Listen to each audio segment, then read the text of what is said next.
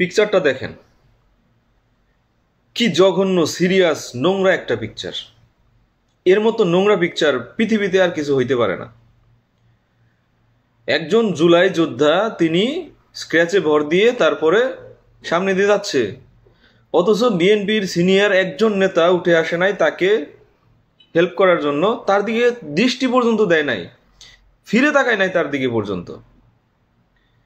আমাদের এখন দায়িত্ব হয়ে গেছে বিএনপির এই সমস্ত সিনিয়র নেতাদের চরমভাবে দোলাই করা, গালাগালি করা, তাদের বংশ নিয়ে কথা বলা, তাদের শিক্ষা নিয়ে কথা বলা, একদম সব কিছু করা আমাদের জন্য এখন বৈধ হয়ে গেছে। কারণ কি? কারণ হইতেছে যে আমাদের যে পীর সাহেব আছে, পিনাকি সাহেব, তিনি এইটারে মনে করছে যে এটা একটা নোংরা পিকচার। অতএব আমাদেরও মনে করতে হবে, আমরা এটারে ভাইরাল করব, এইটারে নিয়ে আমরা একদম তুফান তুলে দিব। কারণ আমরা প্রচুর আবেগী জাতি, আমাদের আবেগের শেষ নাই। আমরা যে কোনো ছোট ছোট বিষয় নিয়ে তারপরে আমাদের পীরেরা যদি একটু রং মেখে দেয়, আমরা ওইটা নিয়ে লাফালাফি করতে থাকি। আমাদের নিজেদের মাথায় আসলে ঘটে কোনো বুদ্ধি নাই, আমরা নিজেরা কোনো কিছু গঠনমূলক কোনো কিছু চিন্তা করতে পারি না। চলেন আমরা মির্জা ফখরুল, মির্জা আব্বাস, নজরুল ইসলাম খান, তারপরে সালাউদ্দিন আহমেদ, এদের সবাইরে আমরা চলেন ধুইয়া দিই। এদের কোনো অবদান নাই বাংলাদেশের পক্ষে, এদের কোনো অবদান ছিল না শেখ হাসিনাকে বিতরণ করার ক্ষেত্রে, এদের কোনো অবদান ছিল না গত 16-17 বছরে। এরা একদম এসি রুমে বসা ছিল, এরা কোনো আন্দোলন করে নাই, সংগ্রাম করে নাই। এরা এই যে এই জুলাই যোদ্ধাদের অবদানে পাওয়া স্বাধীনতা ভোগ করতেছে একদম নোংরাভাবে। চলেন, আমাদের দায়িত্ব হয়ে গেছে এদের ধুয়ে দিই। আমাদের ঘটে যদি সামান্য বুদ্ধি থাকতো, ভাবার মতো, চিন্তা করার মতো শক্তি থাকতো, আমরা যদি আমাদের মগজ কারো কাছে বন্ধক না দিতাম, তাইলে আমরা বুঝতাম যে সালাউদ্দিন আহমেদ দীর্ঘ 12 বছর নির্বাসনে ছিল, তাকে গুম করে ফেলা হয়েছিল, তার অবদান নাই, কন্ট্রিবিউশন নাই। মির্জা ফখরুল ইসলাম আলমগীরের মতো এত বড় একজন সিনিয়র নেতা, বয়স্ক প্রবীণ বৃদ্ধ লোক, তাকে মেরে রক্তাক্ত করা হয়েছে বারবার, একবার না, বারবার কারাগারে ঢোকানো হয়েছে। তারপরে এই যে আরো যে সমস্ত নেতৃবৃন্দ আছে, এক একজনের নামে, গয়েশ্বরচন্দ্র রায়, দেখছেন তো, রক্তের বন্যা বয়ে গেছে মায়ের খাইয়া এই বৃদ্ধ বয়সে। তাদের কোনো কন্ট্রিবিউশন নাই, তাদের আসেন আমরা ধুয়ে দেই, আমরা তাদের ধুয়ে দেই।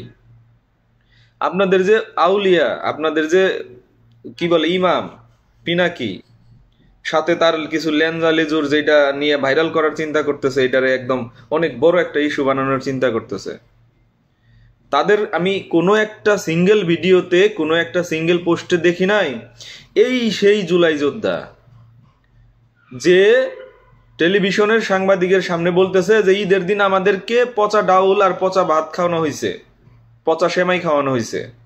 সে ইন্টারভিউ দিছে, তাদের টাকা পয়সা নিয়ে সিনিমিনি খেলা হচ্ছে, তাদেরকে হাসপাতাল থেকে বের করে দেওয়া হচ্ছে, তাদেরকে খাইতে দেওয়া হচ্ছে না, তাদেরকে পচা মাংস খাইতে দেওয়া হয়েছে। এই ছেলে, এই ছেলেটারই ইন্টারভিউ।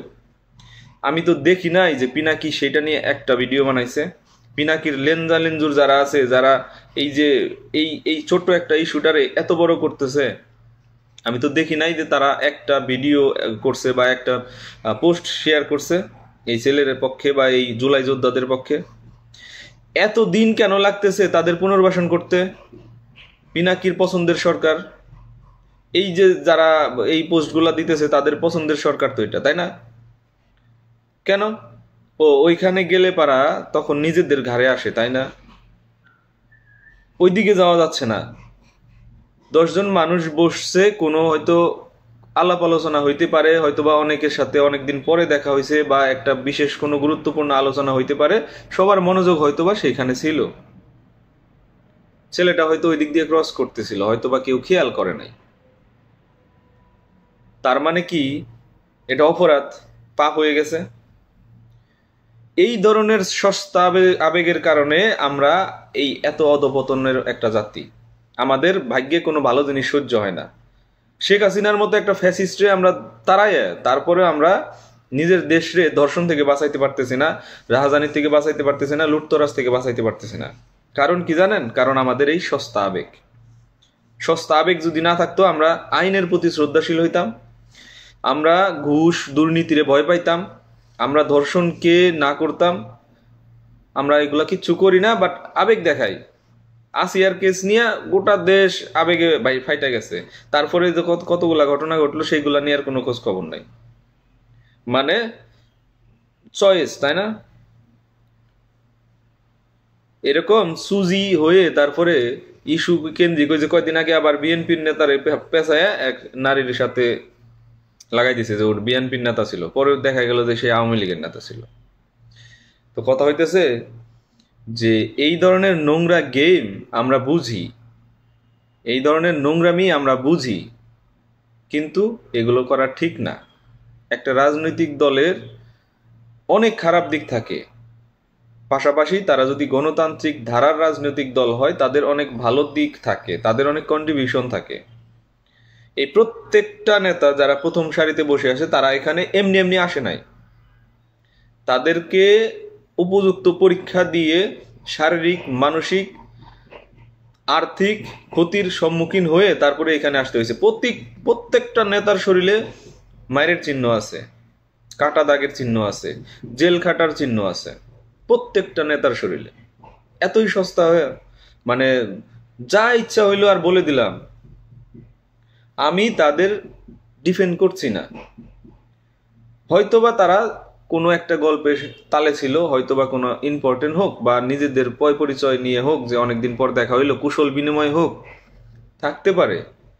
বাট সেইটা এইরকম ভাবে ভাইরাল করা, এইরকম ভাবে নোংরা ভাবে আক্রমণ করা এই সমস্ত সম্মানিত সিনিয়র নেতৃবৃন্দকে, এইটা সত্যি মানে একদম জঘন্যতম অপরাধের পর্যায়ে পড়ে। এইভাবে করা উচিত না। তাদের প্রত্যেকের অবদান আছে এই দেশের এই ফ্যাসিস্টের বিরুদ্ধে।